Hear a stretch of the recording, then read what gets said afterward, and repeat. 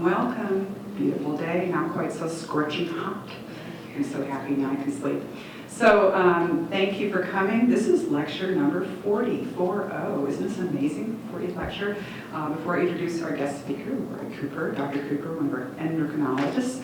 I actually didn't prepare a presentation, but I wanted to quickly show you something on our website. So I'm going to step over here for a second. The blog. So I so rarely read things up here, but I'm going to read this blog for you. It's called Trying Something New.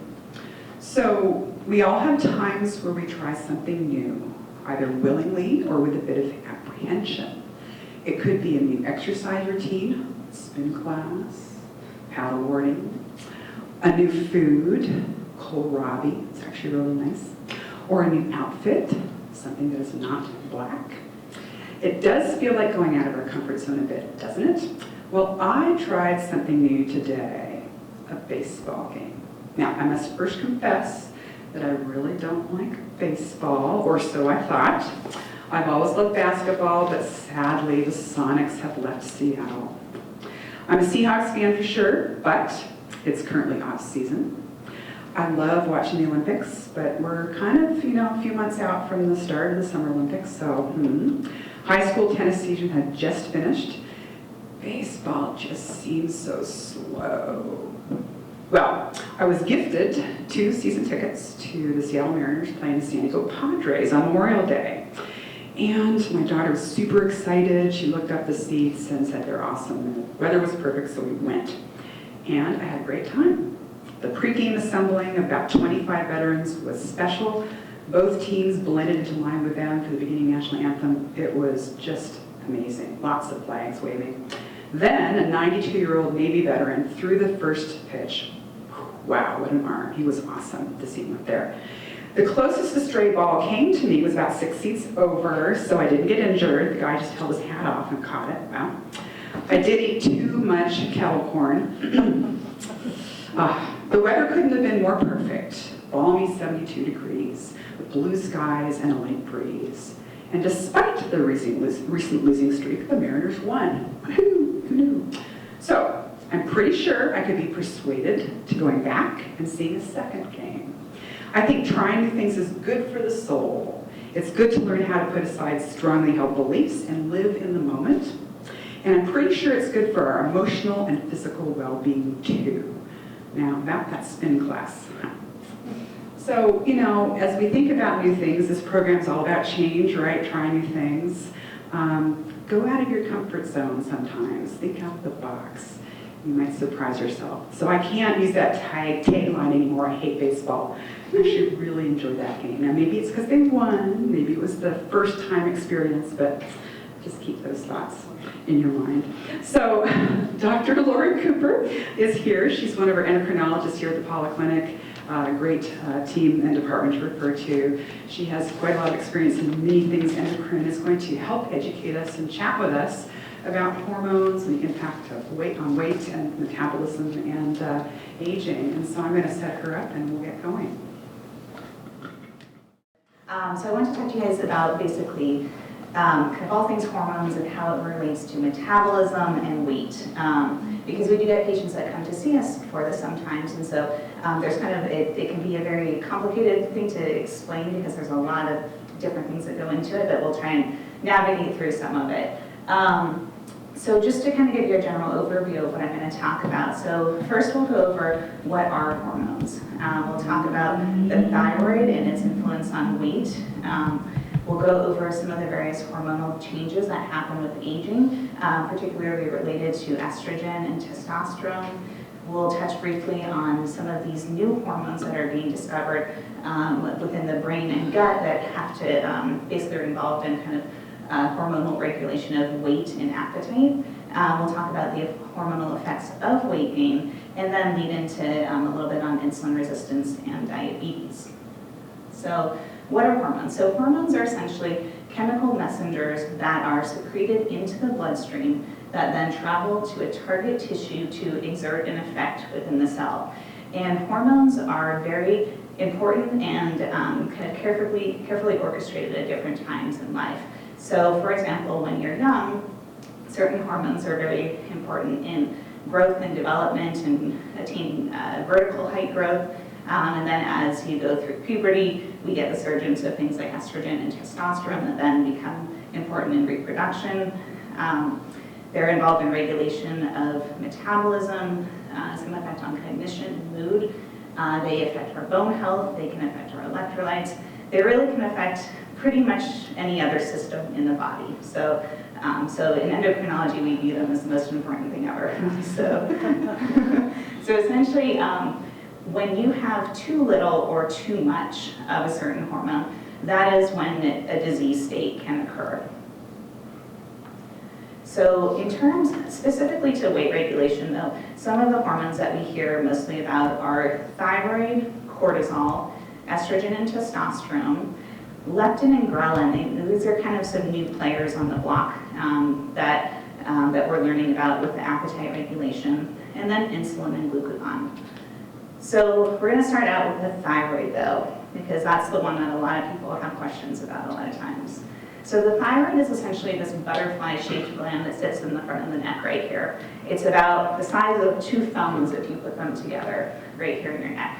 And the thyroid controls a lot of processes in the body, and it's really key in kind of can have an effect on weight, on heart rate, on temperature regulation. It can affect skin and hair and bowel movements and a number of different things. And essentially when someone has too much thyroid hormone, that's referred to as hyperthyroidism, whereas when someone has too little thyroid hormone, that's referred to as hypothyroidism. And this is kind of, definitely out in the media because people hear about Oprah and saying how, one of the keys to her weight loss was getting her thyroid treated, and so a lot of people are very concerned about how well their thyroid is functioning, and is that having an effect on their overall success with weight loss and living a healthy life. So the way that we interpret thyroid labs is according to the following. So, oops, let's see, here's the pointer here. The very top one, I think. Very top one. Okay, there we go. So up in the brain, you have this gland called the hypothalamus. And the hypothalamus secretes a hormone called TRH, thyrotropin-releasing hormone. This then stimulates the pituitary, another gland up in the brain, to secrete TSH, which is thyroid-stimulating hormone. So this is kind of the most important hormone that's looked at when your doctor may order labs on you. What this does is it then stimulates the thyroid gland to produce thyroid hormone, and it does so in the form mostly of T4 and then a little bit in the form of T3. Your body tissues also convert T4 to T3, and these two hormones feed back up to the pituitary gland and tell the body, basically, is it enough or not?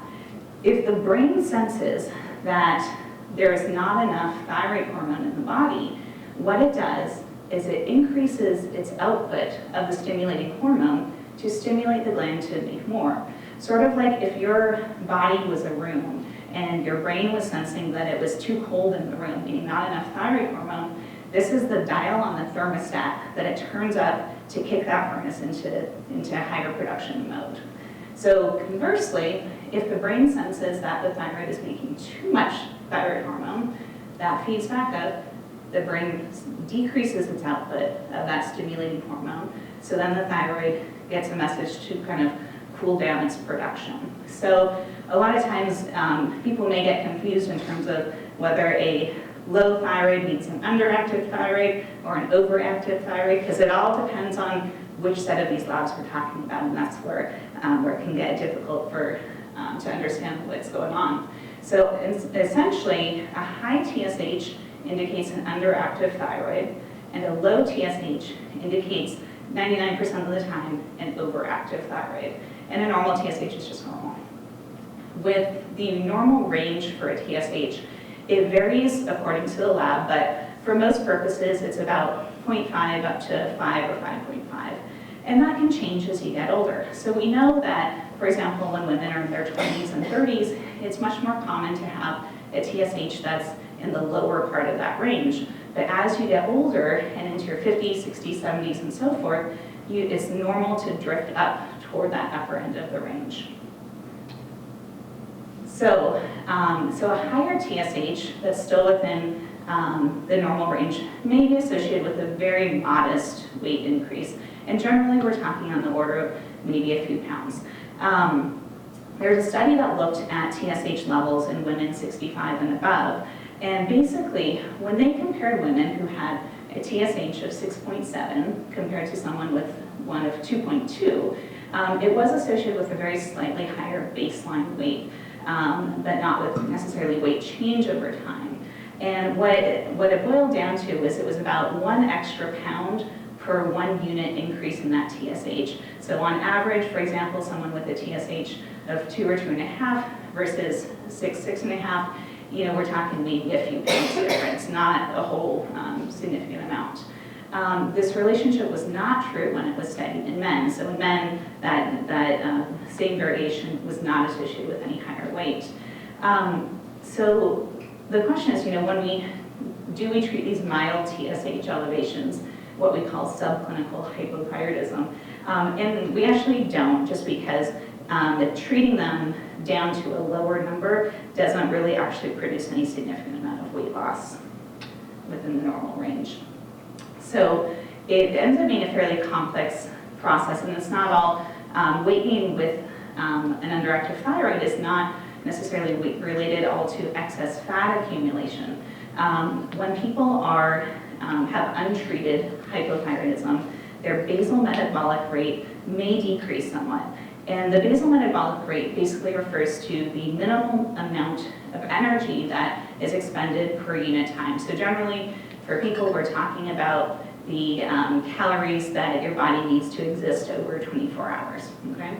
So again, when the thyroid is untreated, that basal metabolic rate may reduce.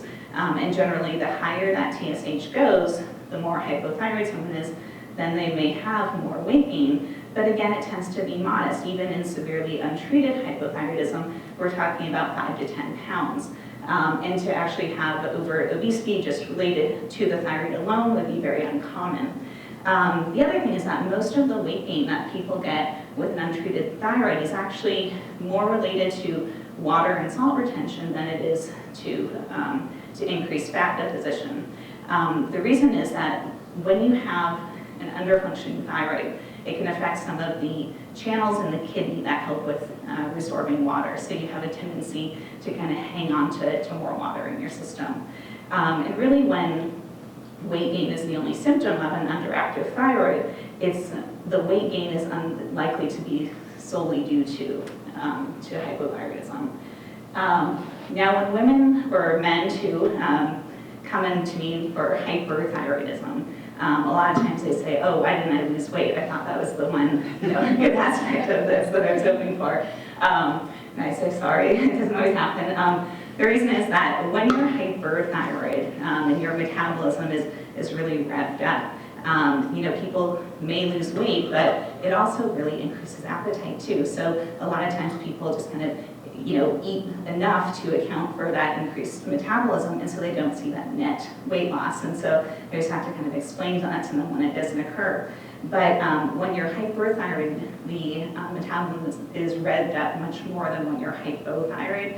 So it's kind of the magnitude of the effect of the different states is quite different. So going on thyroid hormone will not necessarily make someone lose the weight that they have. That's another kind of misconception that sometimes is that if you have an underactive thyroid, you go on thyroid hormone, it's going to take off the weight that's already accumulated, and that's just not true. If they do see some weight loss, it tends to just be related more to the fluid that they hung on to when they were in the untreated state. So taking thyroid hormone solely for the purpose of weight loss as well can be dangerous. So a lot of these kind of supplements that people can get from health food stores and so forth for weight loss can contain thyroid hormone even if it's not labeled as such. So the problem is that when someone has too much thyroid hormone or they're getting it from these supplements that are labeled as such, it can lead to symptoms of hyperthyroidism, which is classically feeling really revved up, feeling your heart race,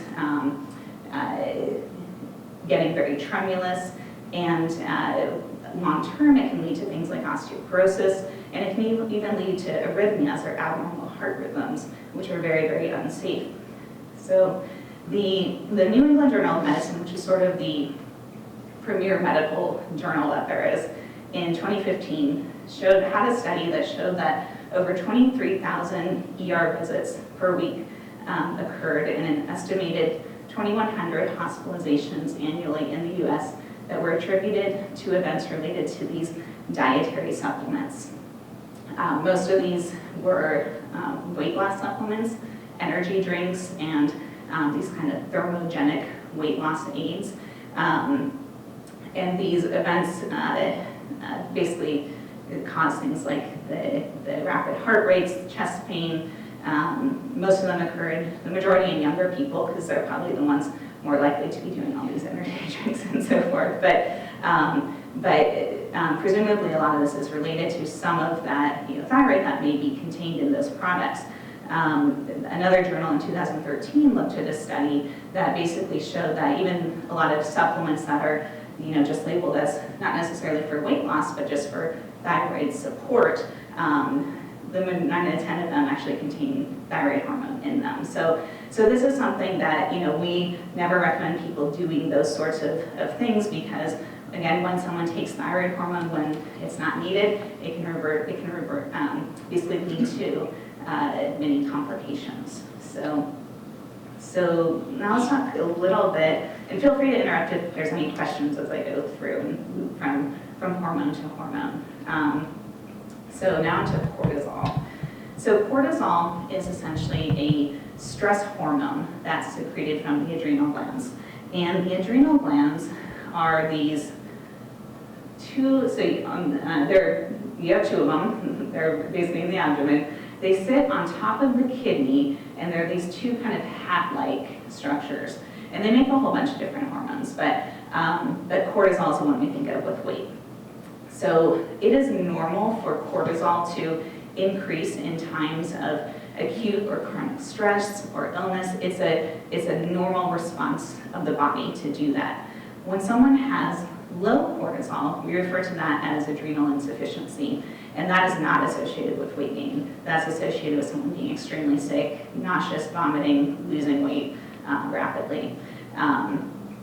There is a very rare disease of excess cortisol production that we call Cushing's, that is actually due to a cortisol-producing tumor either up in the brain or in the adrenal gland. This is a very, very rare disease to come across, somewhere on the order of about 2 to 10 per million people per year. So when someone has a high cortisol, it's more likely reflective of other kind of stress and issues going on in their body than the actual cause of symptoms and weight gain. There may be the rare person that when they come and see us, we may check them for this Cushing's disorder. Usually when we choose to check someone for that, there's a lot of other stuff going on in association with that disorder. People may be breaking their bones, getting sudden onset balding or excessive hair growth, new acne, dark purple stretch marks. So it's really, it's a rare and fairly severe disease to have, but on occasion we do check people for that. So essentially what happens is, when you have stress, it revs up your cortisol, you get more hungry, and this leads to more food intake, weight gain, and then insulin resistance. So it kind of becomes this vicious cycle. But really, treatment is kind of getting at the underlying reason, what may be driving your cortisol to be high, which is usually stress, poor sleep. People who work night shifts also tend to have higher levels.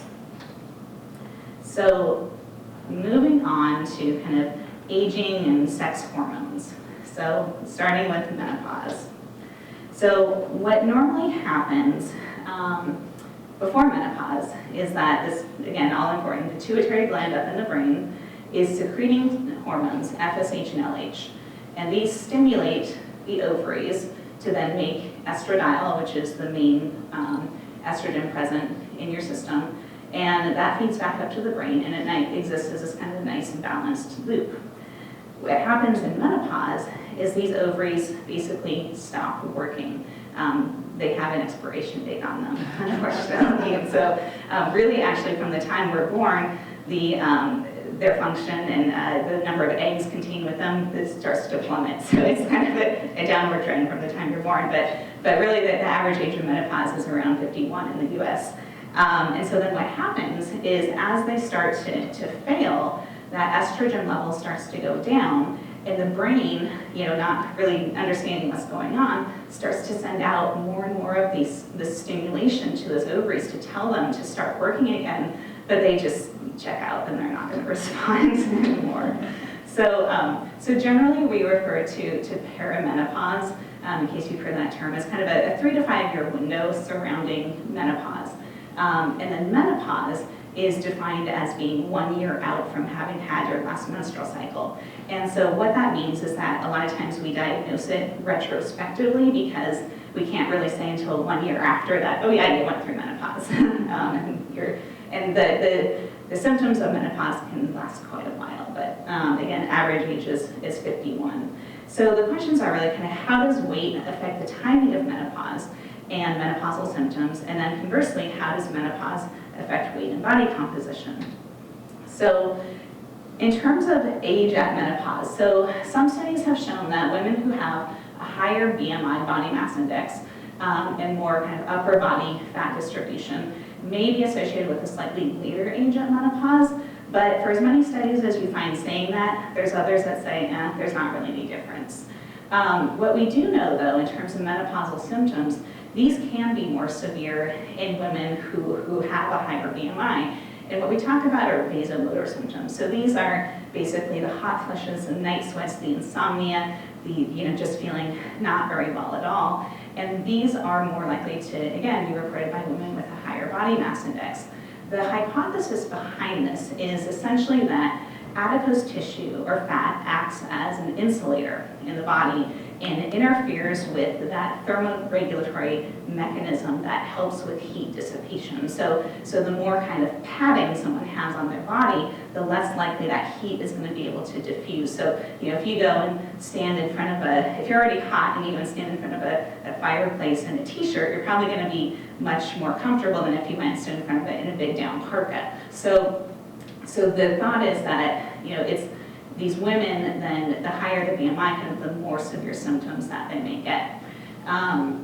When the obese premenopausal women actually have lower levels of estrogen than normal weight women before menopause, but then after menopause, the opposite is actually true. And so this is just kind of something to show that graphically. So this was a study called the Penn Ovarian Aging Cohort. And it looked at about 400 women and followed them throughout their kind of premenopausal to postmenopausal transition.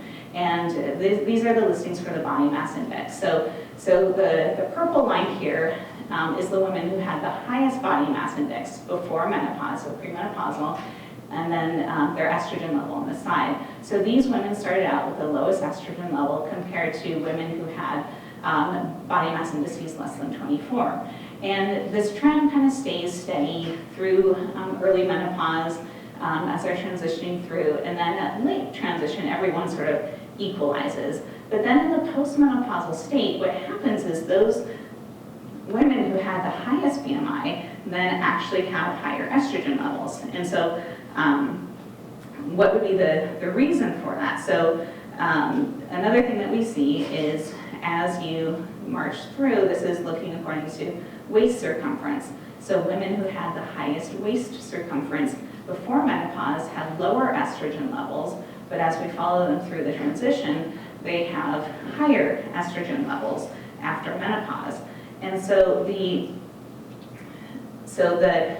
thought is essentially that the menopausal transition can be, or actually before I say that, what tends to happen is when you have a higher body mass index prior to menopause, the extra weight can sometimes blunt some of that hormonal signaling from the brain, so there may be less trigger for estrogen production.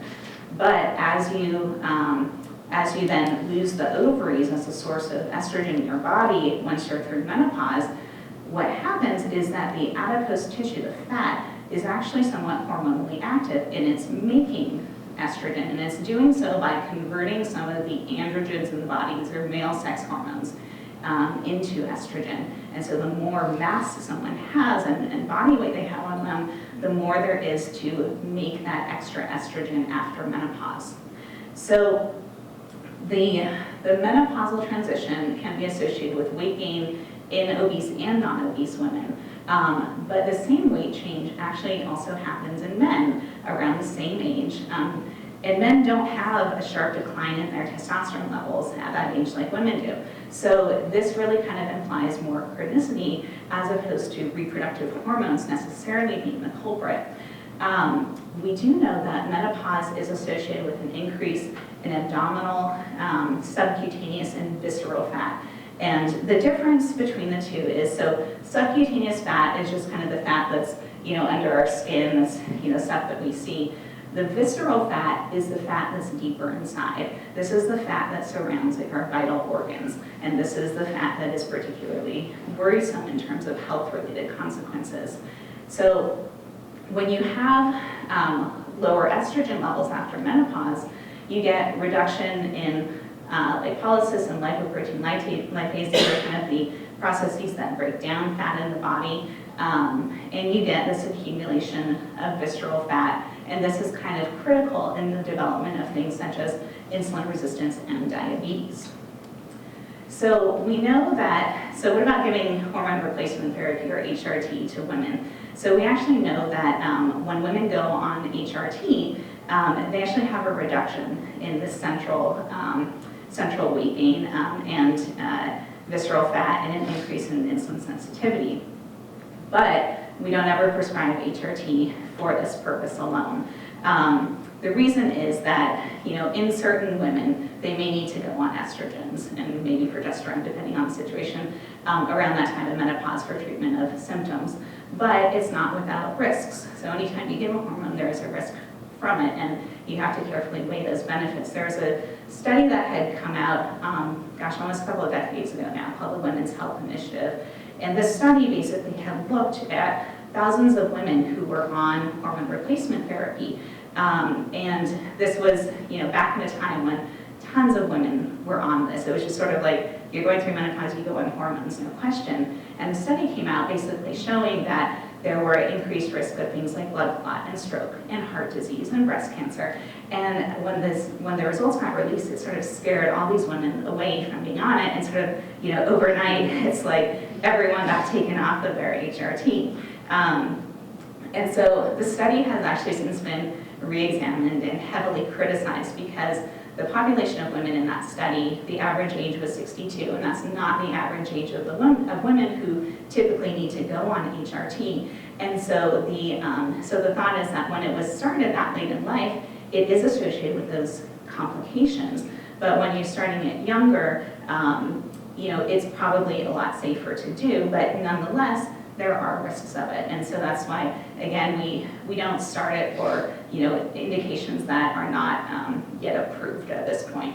And ultimately, the other thing is that lifestyle intervention, so weight loss, building muscle, losing fat, healthy diet are actually much more effective at reducing the risk of diabetes and visceral adiposity than hormone replacement therapy is. And so we always get a little scared when we hear people, like Suzanne Summers, kind of pushing this idea that, all these people need to be on hormones because it can be just somewhat of an irresponsible approach because, again, there are risks of this therapy. So in case there were going to be any men in the audience, I put in stuff on men. I'll go quickly through. So, real quick question though. Yeah. And I hate to ask, but Yeah. could you, because I cringe at the topic, but could you mention this crazy trend on HCG and kind of the Hollywood push and whatever you want to comment on that briefly? Because people have questions about that at times. Yeah, so like HCG for weight loss. Right. Yeah, so the HCG diet, so the thought behind it is that, women, or say when it's men too, they go and get these, HCG supplements, and apparently lose drastic amounts of weight with it. The issue is that that has been studied formally, and people, yes, they do lose weight when they do it, but they lose weight because they, part of that diet is consuming 500 calories a day. So you're losing weight because of the severe caloric restriction, not the HCG component. So it's there are better ways to restrict. What does HCG stand for? Human chorionic growth hormone. So it's sort of like the pregnancy hormone. Oh, good. Yeah. So the thought is also that, you know, it may make you feel full. It tricks your body into being pregnant, but I wish the fad would go away. Yeah, exactly. So testosterone. So this is kind of under a blanket term called androgens. So testosterone, so women have it too, but to, you know, much lesser degrees. But in men, it's important for things like growth of facial and body hair, sperm production, sex drive and erectile function, prostate health, muscle mass, bone density, and bone maintenance, red blood cell production. It can also kind of affect mood and cognition. What most people don't realize, though, is that while women go through a sharp kind of sudden decrease in their hormones around time of menopause, men actually start to lose their testosterone after age 30. That's when men kind of reach their peak, and after that, it is a just slow decline throughout the rest of their life. Some people call it andropause, but I don't know if we can necessarily give a name for something that is, you know, essentially, you know, 50, 60 years of someone's life. It's just normal aging. But essentially, testosterone levels reduce by about 1% per year in men after age 30. We do know that testosterone, it can affect body composition, and it can potentially result in weight loss. This was a study that looked at men according to their body mass index, and they were put on testosterone and followed them out for 5 years. And so this line represents people who have the highest body mass indices with a BMI of 40. This one was 35 to 39. This was 30 to 35. And they did all lose weight over those 5 years, more pronounced in the men who had the higher weight to start with.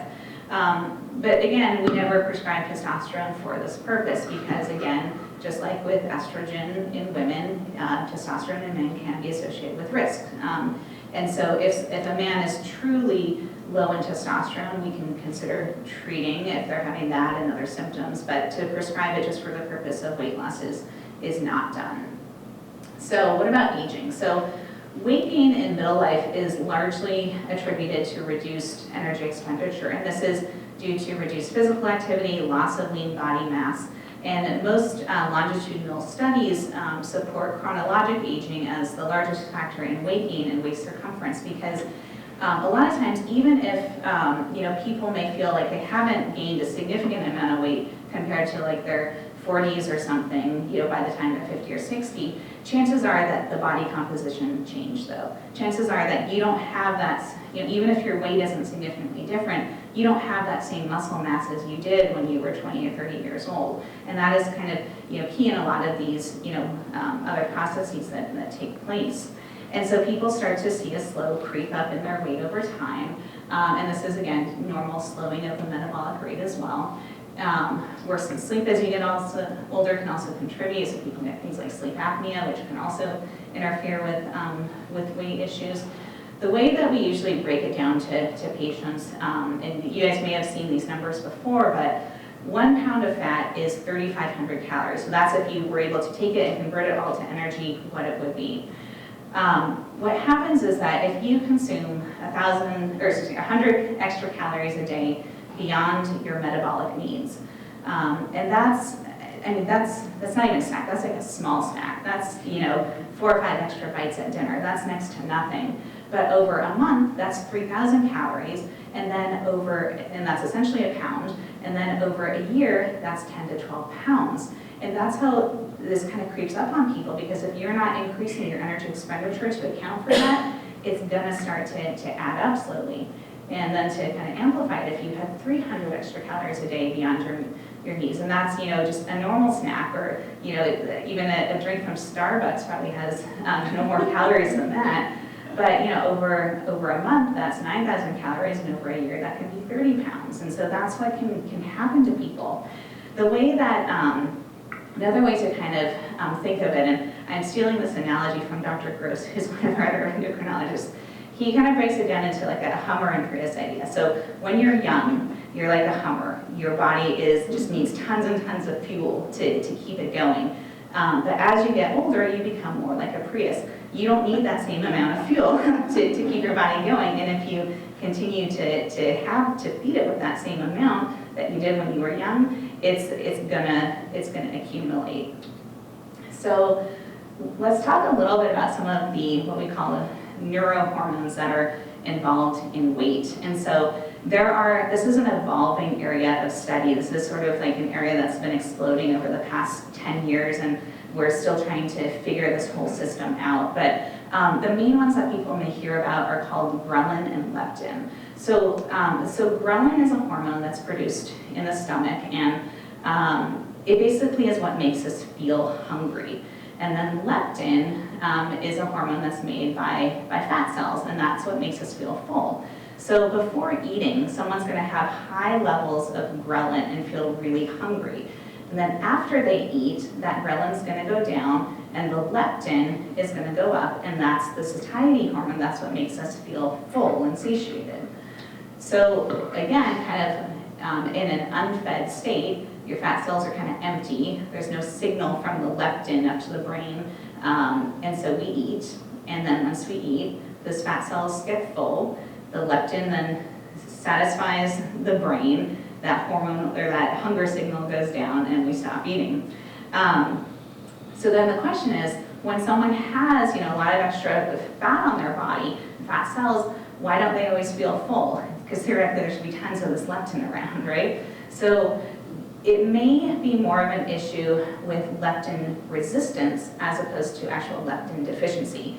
There are disease states where people can have true leptin deficiency, and those are very, very rare diseases. But for the most part, it may be, again, not that someone is necessarily deficient in leptin, but just that their brain does not respond to that same amount of leptin, and they need more and more of it to make themselves feel full.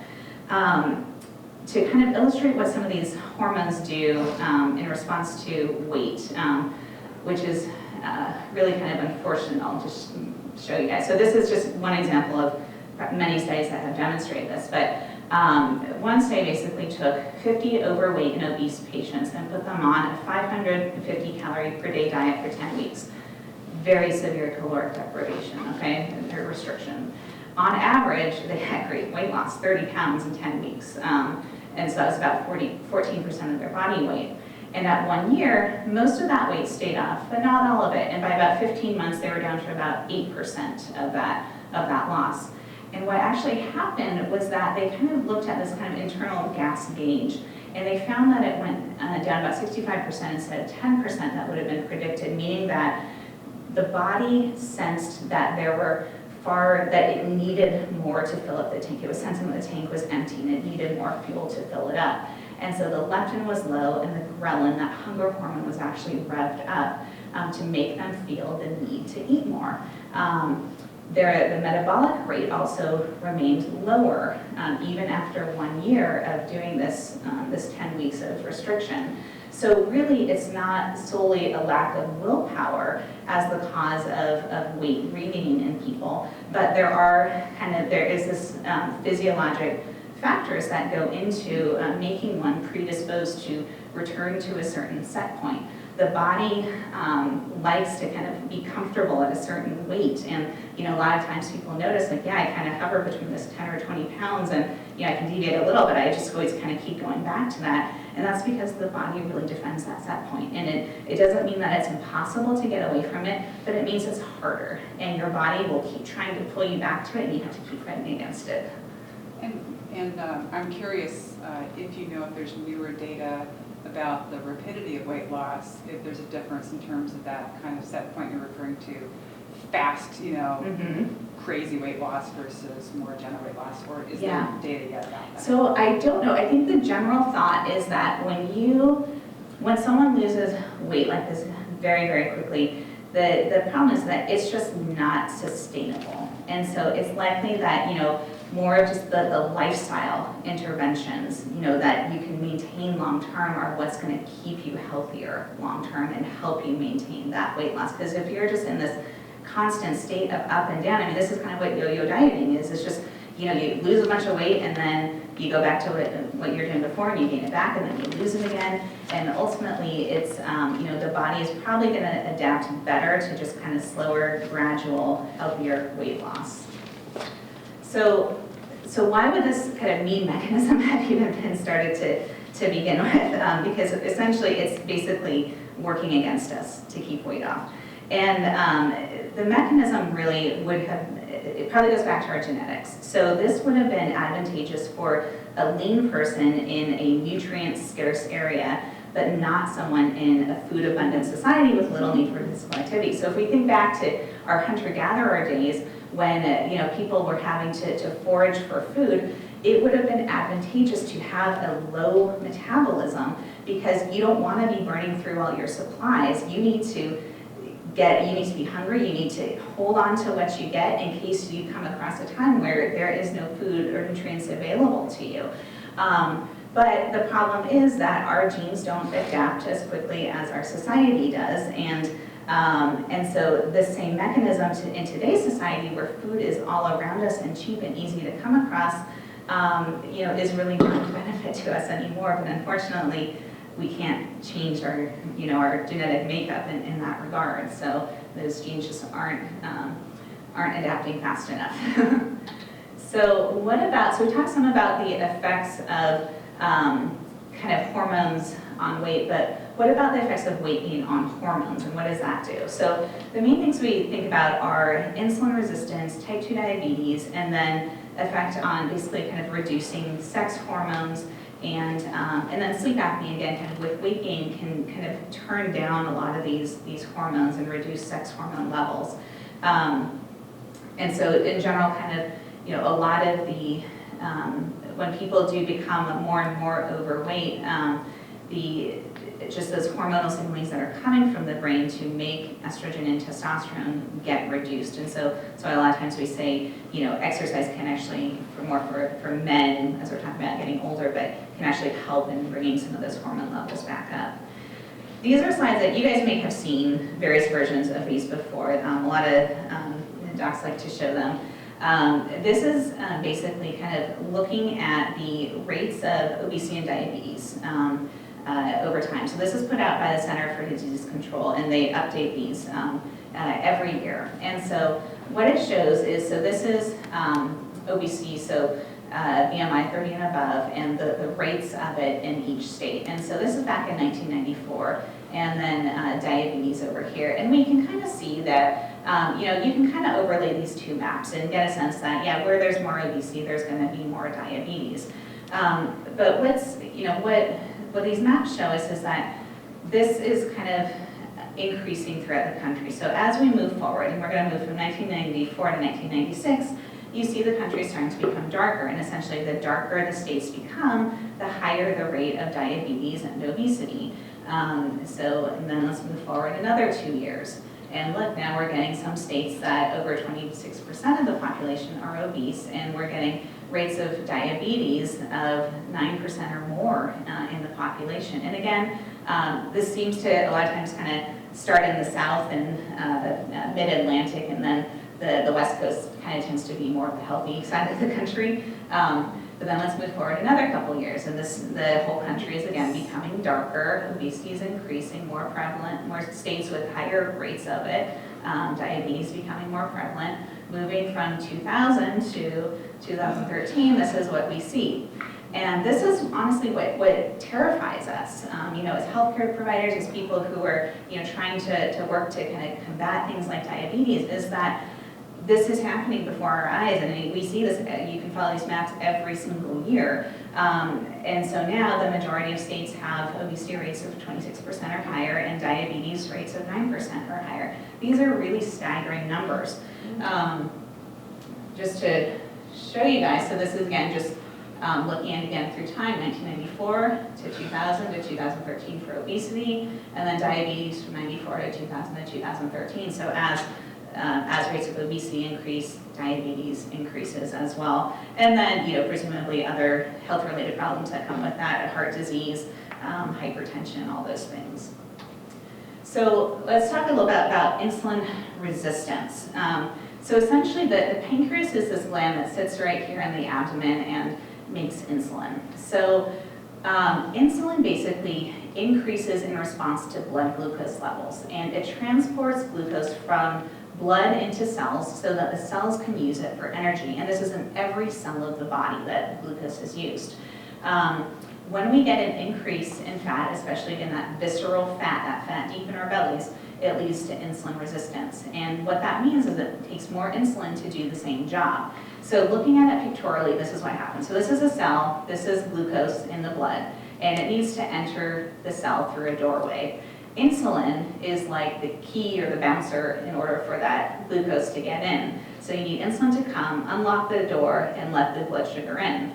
And normally that's what happens. Here's insulin coming along, the glucose goes into the cell, it gets used as energy, everything's great. But what happens over time with insulin resistance is that this key or this lock starts to not work as well. And you need more and more insulin to get recruited to open up that same door to let the sugar in. So that is insulin resistance. And so most people actually don't know that they have insulin resistance for several years. They don't know it because it doesn't cause symptoms, because while this is going on, your blood sugars are likely staying normal, but it's building up slowly and slowly runs the risk of turning into diabetes. Insulin resistance can be aggravated by a number of factors. So weight gain and excess body fat and visceral fat. The other thing is that this visceral fat attracts what we call interleukins and cytokines. These are sort of inflammatory factors that then just kind of amplify the badness going on in this setting. Physical activity and reduced muscle mass lead to this as well. Muscle is sort of the main source in the body of glucose utilization. So again, as people's lean muscle mass declines as they get older, you're having less of it around to use up that glucose, and so that can aggravate it. Sleep apnea can lead to insulin resistance. PCOS is polycystic ovary syndrome. That's a disorder in women of reproductive age that's associated with insulin resistance. Menopause, that Cushing's, that cortisol issue I mentioned. Certain medications can lead to insulin resistance. So classically, some of the antiviral drugs used for HIV, steroids, there's kind of a whole list of medicines that can do it. And then a possible genetic contribution and ethnicity can lead into this too. So it's likely, it is, by and large, mostly related to this, but we also can't deny the contribution of genetics. And a lot of times we may not necessarily identify a gene at this point that says like, yes, you have this gene that's going to make you have type 2 diabetes, but it's hard to look at it when you see it rampant throughout various families, that there's not something in someone's genes that hasn't yet been identified that exacerbates this process. Now, in terms of ethnicity, so this is actually just looking at rates of diabetes, but it would be the same for insulin resistance. So in the U.S., Alaskan Indians and American Indians and Alaska Natives have the highest rates, followed by non-Hispanic blacks, Hispanics, Asian Americans, and non-Hispanic whites. We see this throughout the world too. So people who live in India or Southeast Asia have much higher rates of diabetes at lower body mass indices than, say, a white person living in the U.S. because because they may typically have a normal BMI for them is probably much lower than what's considered normal in the U.S. And so it's kind of relative. And so a lot of times here in the U.S. we see them develop diabetes at much lower BMIs. So with insulin resistance, eventually what happens is that pancreas is really working overtime to make all this extra insulin. And eventually comes a point that it's going to fail to keep up with the body's increased need for it. And then you start getting this mismatch in the blood glucose and the insulin, and then that leads to the higher blood sugars, and then eventually to prediabetes and diabetes. The risk of progression from prediabetes to diabetes is going to be roughly 25 to 40% over 3 to 5 years. But really by 10 years, most people with prediabetes will convert to having diabetes. The Center for Disease Control in 2014 said that there are 29 million in the US adults with diabetes. That's 1 in 11. There are 86 million with insulin resistance. That's 1 in 3.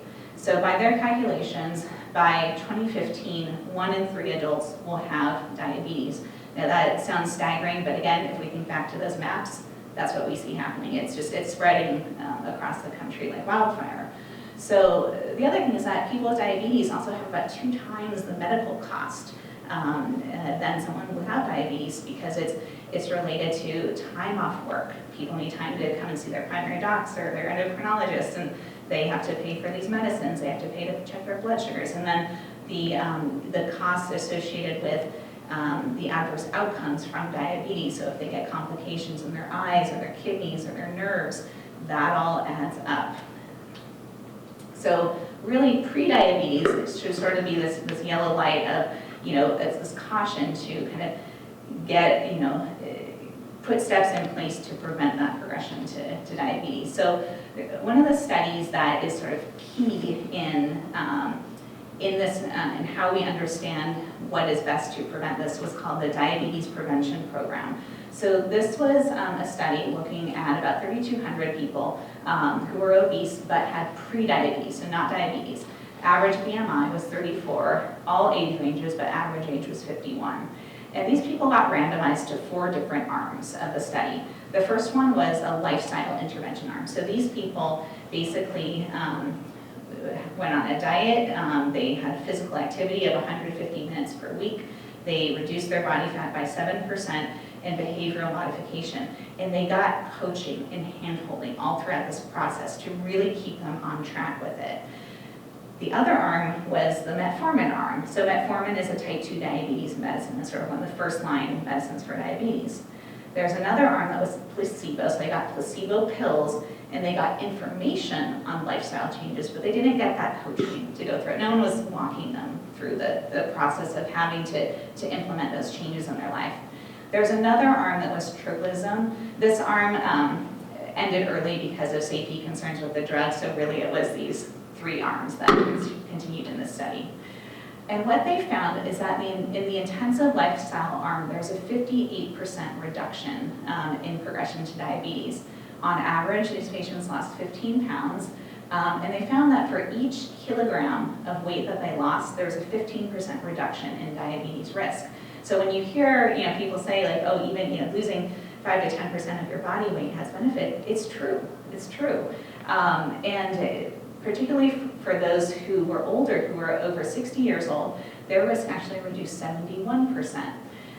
In the metformin arm, there was a 31% risk reduction for progression to diabetes. And this was particularly true of people who had a body mass index above 35 and who were younger. So ultimately, the rate of progression to diabetes in the lifestyle group was 5%, metformin 7.8%, and the placebo group 11%. This study, which was 3 years, was then continued on to the Diabetes Prevention Program Outcome Study. And so this added another 7 years to the study to follow it out for a total of 10 years. And even then, they saw the lifestyle group had a 34% reduction in diabetes, and the metformin group had an 18%. So this really, over time, does help. Woohoo, make for change. Yeah, exactly. This is why the programs like this are so good. So, and this is what we see. So again, this lifestyle group lost, this is their weight, and this is over time, lost all this weight, and eventually there was some regain, but they didn't go back to their baseline weight, and they eventually kind of evened out with the metformin group. But even still, even though their weights evened out with the metformin group, their risk of diabetes was still lower compared to the placebo group. So when we talk about kind of treating and preventing insulin resistance and diabetes, really what we're talking about is weight loss, it's exercise, it's diet and nutrition modification, getting proper sleep, and lifestyle changes that you can incorporate to last the rest of your life. And so ultimately, so a lot of, again, there's a lot of different hormones that can have an effect on weight, and weight can have an effect on various hormones. And it can be somewhat of a tangle to try and weave these out from each other. But the main points to leave you guys with are that the thyroid, really as much as it's kind of pushed out there in the media, is unlikely to be the cause of any significant weight gain, except in very severe cases. It's always reasonable to talk with your doctor to see should you get screened for it, because it is, especially in women, it is a more common disease to come across, but unlikely to be the cause of any major weight gain over time. Menopause, again, is associated with an increase in this visceral fat and central fat weight gain. But really, age and sedentary lifestyle are the main contributors to weight gain over time. And then visceral fat and reduced physical activity, loss of muscle mass lead to insulin resistance. And then insulin resistance eventually will progress to diabetes, to prediabetes and diabetes in most people unless interventions are taken. And lifestyle modifications are really the best strategy at reducing your risk of that long term. So with that, thank you. And if there's any questions, I'm more than happy to answer any.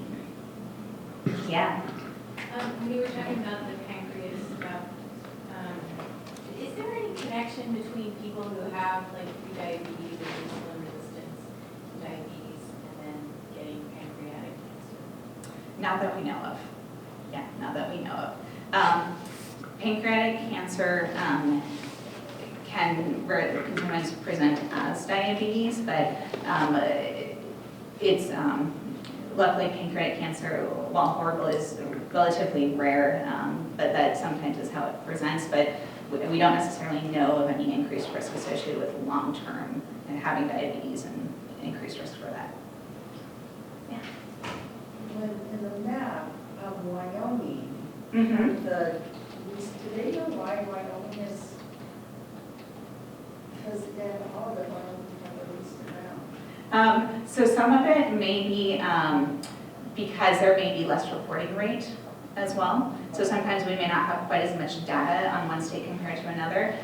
There's also the possibility that people from Wyoming are just more healthy. I don't know. But some of it may be related to reporting. So, yeah. It would be really interesting to see somebody overlay that with healthcare systems. And it's also interesting that you mentioned that blacks have an alarmingly high rate. And my recollection from looking at census maps is they are concentrated in the South.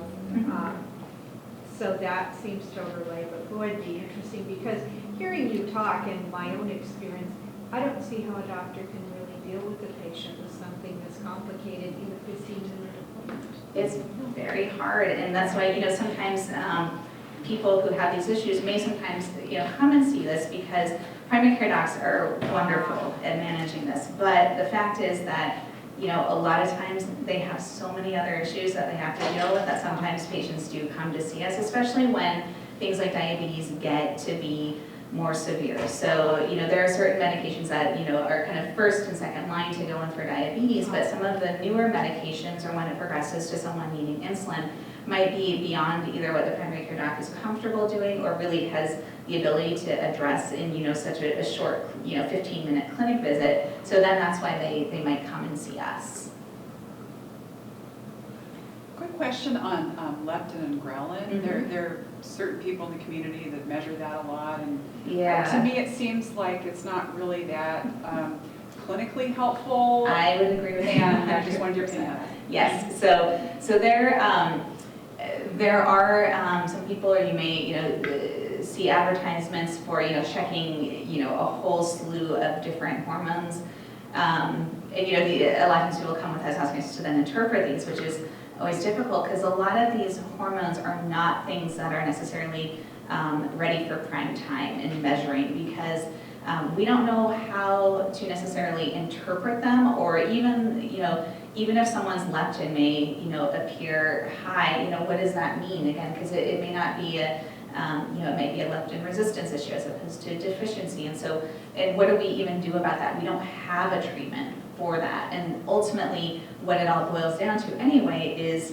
probably this lifestyle intervention. So those hormones, even establishing normal reference ranges is hard because they're not things that are really ready to be used out in clinical practice. It's more sort of research territory at this point in time. Any other questions? Well, I want to thank you so much. This was Yeah. really